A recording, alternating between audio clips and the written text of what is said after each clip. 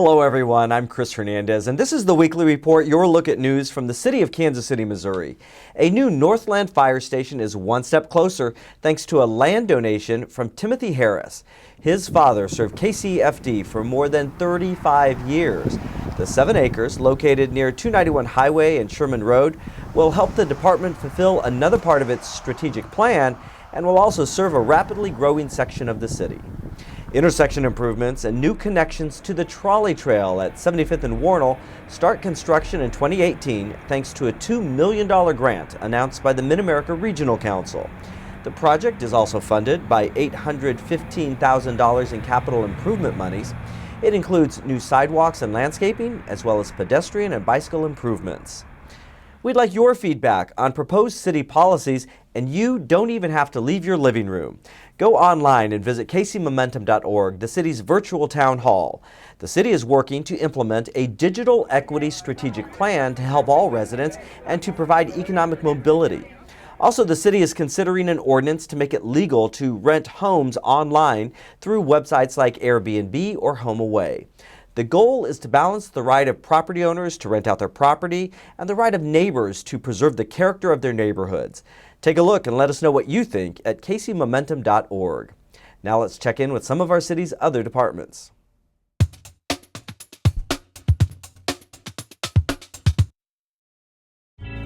Hi, I'm Heidi Downer with Kansas City, Missouri Parks and Recreation. This winter, we are keeping very busy with activities and fun for all. Starlight Indoors will share the love and laughter of dating in today's world when it stages the modern musical comedy First Date as part of the Starlight Indoors series.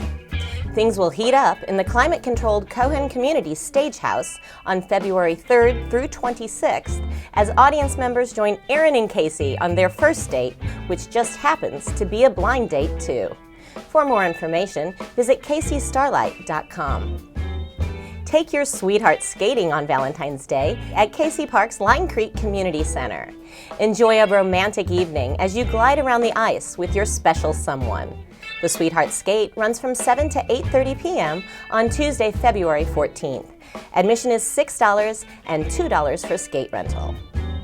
Another unique option for Valentine's Day is to lock your love on the Old Red Bridge in Minor Park. Love locks are a European tradition where couples attach a padlock bearing their names to the bridge and proclaim their unbreakable and everlasting love. There are more than 2,500 locks on the Old Red Bridge, which is located on Red Bridge Road, east of Holmes in South Kansas City. Lock your love anytime or come out the Friday and Saturday night following Valentine's Day, as the path to the bridge will be lighted. Learn more by visiting kcparks.org. The Bruce R. Watkins Cultural Heritage Center has opened a new exhibition in celebration of Black History Month. African American Inventors showcases the contributions of Black men and women in the fields of science, technology, engineering, and math. Experience the genius of these innovators through more than 100 viewable inventions and reproductions. The exhibition is free, open to the public, and runs through March 12th. To learn more about these or other events Kansas City, Missouri Parks and Recreation has to offer, visit kcparks.org or give us a call at 816-513-7500.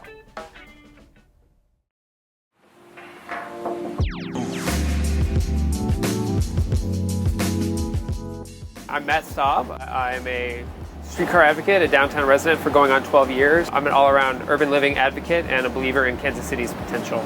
So obviously I've been involved with the streetcar, which is one of the things we're really paying attention to these days, and rightfully so. It's a big deal, but I've been involved in a variety of ways through neighborhood associations, community groups, planning exercises, chairing the Park and Transportation Commission, and dealing with the way the built environment works. So I try to impact in big and little ways every day the way we experience downtown, whether we notice it or not.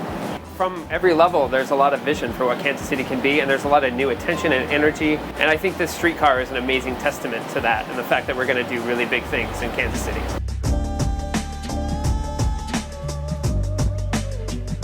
I'm Deb Churchill, property manager at the City Market. You know, I think the momentum of the development, the addition of the streetcar, it's a wonderful place to experience what a downtown community is.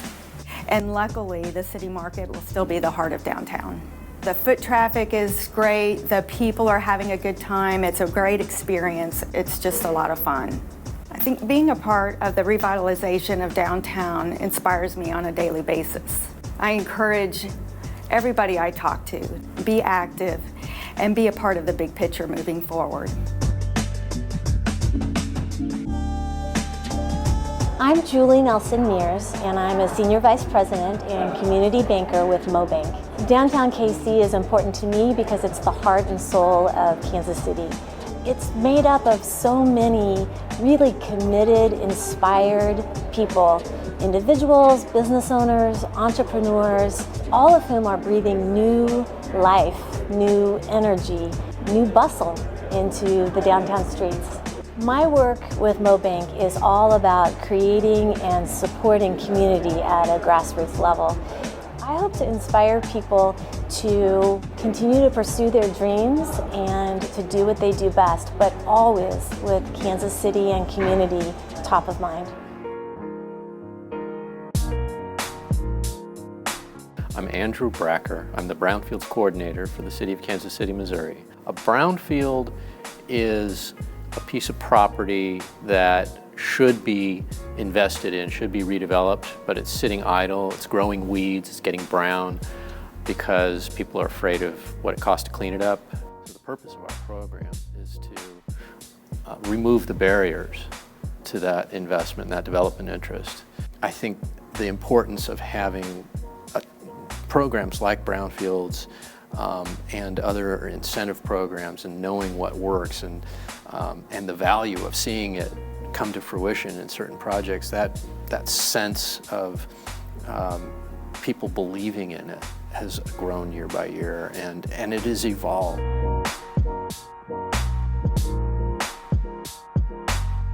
My name is Vince Bryant. I am the owner, founder, developer of 3D Development. We focus primarily on downtown urban development, trying to bring historic buildings back to life, repurpose them, and hopefully do that with quality and highly amenitized spaces that drive the market or the top of the market for the office. We've been fortunate that each project has in succession been really the top of the market, starting with 2101 Broadway in 2014, 2100 Central or the Creamery in 2015, and now the Corrigan opening up in 2016 and also early 2017. The buildings, they really are a venue for us to share downtown, share the crossroads with people from outside the city, people from suburban Kansas City, etc.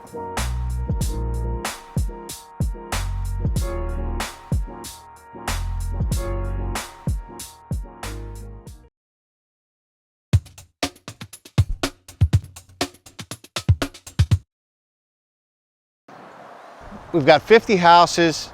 We're going to sell them for $999.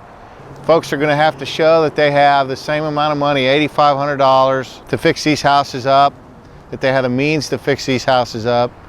This is a follow-up to our dollar home sale we had in 2016. Most of the feedback we got was that folks wanted better houses and they wouldn't mind paying a little more money for them.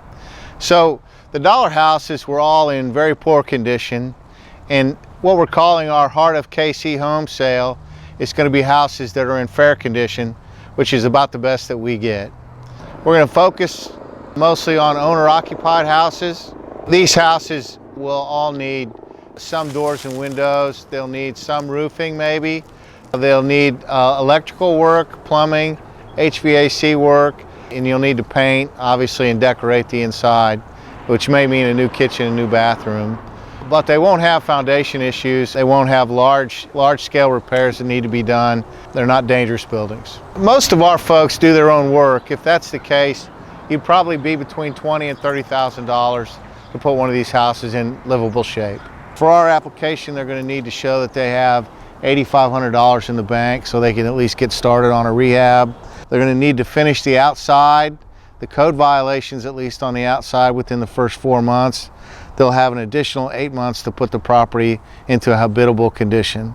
So they'll have a year in total. These are all properties that came to the city in the land bank because they were abandoned and vacant. Nobody had paid taxes on them for 4 years.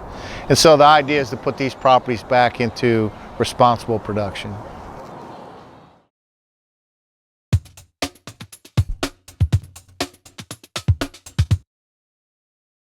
City in Motion is a modern dance company, school, and presenter that was founded over 30 years ago. Today we are in the home of City in Motion at 3925 Main Street, and we're here with Andrea, who is a co-artistic director of City in Motion, to talk to us about an upcoming performance that is supported by Neighborhood Tourist Development Fund and more about the organization. Andrea, thank you for having us here today. Oh, you're welcome. Thank you. Andrea, you have been with City in Motion since its beginnings. Yes. What was it about modern dance and contemporary dance that really inspired the founders to get City in Motion started?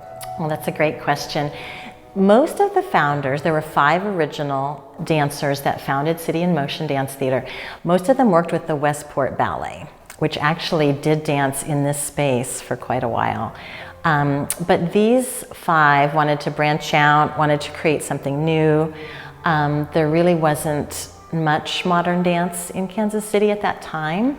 So they saw an opportunity to create a center, a home for modern dance, where not only they could choreograph, but they could teach, educate people about the art form, and then encourage other choreographers.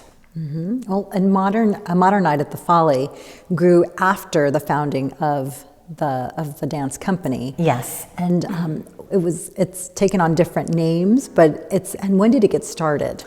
Well, the founders of City in Motion got our not-for-profit status, founded the organization in 1985, and then really right away we had performances in the Old West Side Christian Church. It was called the Choreographer Showcase, and choreographers could present their work in front of an audience.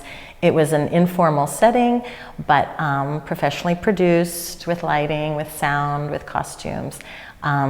So right away there was an emphasis on giving opportunities to choreographers. And when is your showcase? The upcoming A Modern Night at the Folly is Saturday, February 4th. So just in 2 weeks, coming right up at the beautiful Folly Theater. And how many people are you anticipating? We usually get 500 to 600 audience members, and this year we're really pushing for a bigger audience. We're always trying to increase our audience base. That's part of our mission statement. But we have a grant this year from the Metzler-Kopeikin Initiative, which will help pay for Folly expenses, for rental, and then we can use the money to promote the show, do more advertising, make more connections in the community to have more audience members in the seats. Do you see a lot of people from outside the Kansas City area come to your events? Yes. What's exciting is the choreographers have to have some connection to Kansas City, but this year we have a choreographer from Oklahoma. So she used to be based in Kansas City. Now she's teaching in Oklahoma, so she will bring her dancers and bring people from Oklahoma to the show. We have choreographers from St. Louis, from Lawrence, Kansas, so really from all over the metro area and outlining cities, Manhattan, Kansas, Columbia, Missouri.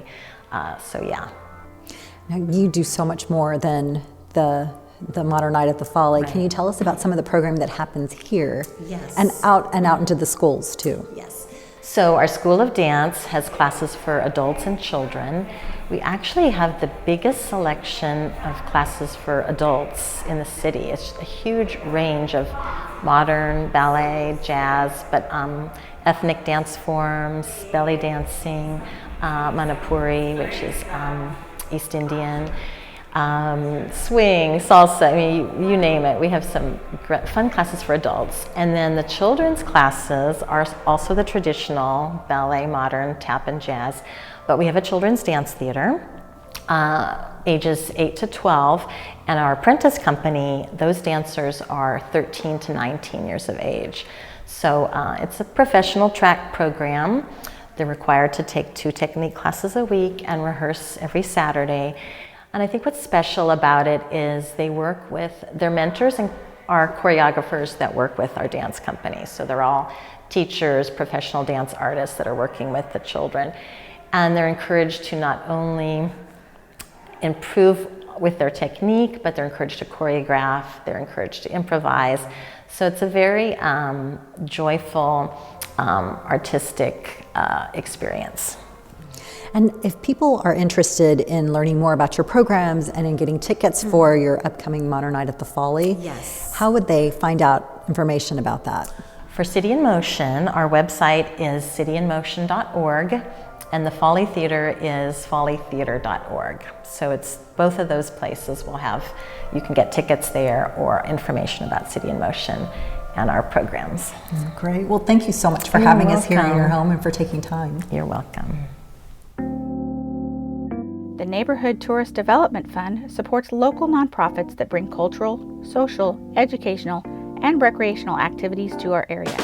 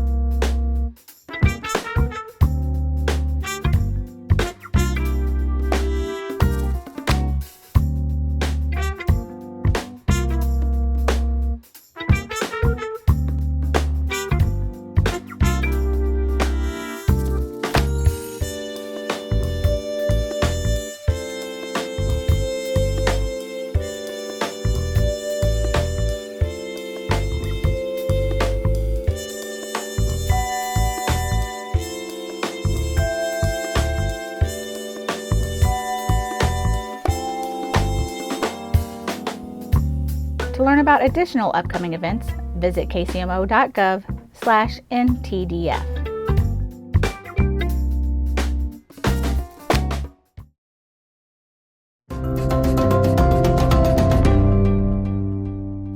Did you know that Missouri senior citizens can fish for free in Missouri? Yes, it's true. In the Show Me State, a permit isn't needed once you've reached your 65th birthday if you're a Missouri resident. To prove your age and residency, your Missouri's driver's license will suffice. All legal fishing methods are open to senior anglers without a fishing permit, including basic pole and line, gigging, snagging, and bow. One caveat for trout anglers. To stay on the right side of the regulations, you should be aware that a trout permit or a daily trout fishing tag must be purchased when and where required. So, be sure to check regulations beforehand if you plan to fish for or possess trout. Here at the Missouri Department of Conservation, it's our hope that retirees can take advantage of their hard-earned free time to enjoy all the gifts that Missouri's natural beauty provides. For more information, please read a summary of Missouri's fishing regulations. This publication is available online and wherever permits are sold. Once again, the Ash Center for Democratic Governance and Innovation from Harvard University has honored Kansas City projects. 2 projects have been named semifinalists in the annual Innovations in American Government Awards competition.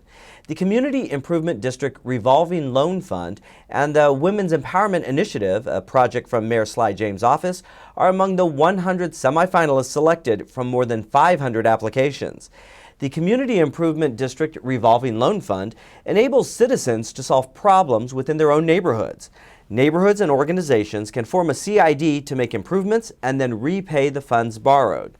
The Women's Empowerment, or WE Initiative, is a collaboration between the Mayor's Office, the Central Exchange, the Women's Foundation, and the UMKC Women's Center. The goals are to ensure that the city is an inclusive, diverse organization and supportive of women-owned businesses and female entrepreneurs. The Ash Center expects to announce 10 programs as finalists, and the grand prize winners will be named in June. In recognition of President's Day on February 20th, trash and recycling will be picked up on the holiday schedule, which is one day after your regular trash day. For example, residents whose regular trash day is on Monday will have their trash picked up on Tuesday, and residents whose regular trash day is Friday will have their trash picked up on Saturday. That does it for this edition of the Weekly Report. To view this program again or other Channel 2 videos, just go to kcmo.gov and search Channel 2. That page has a link to our YouTube channel, and there you can view all of our programs on demand. I'm Chris Hernandez. Have a great week.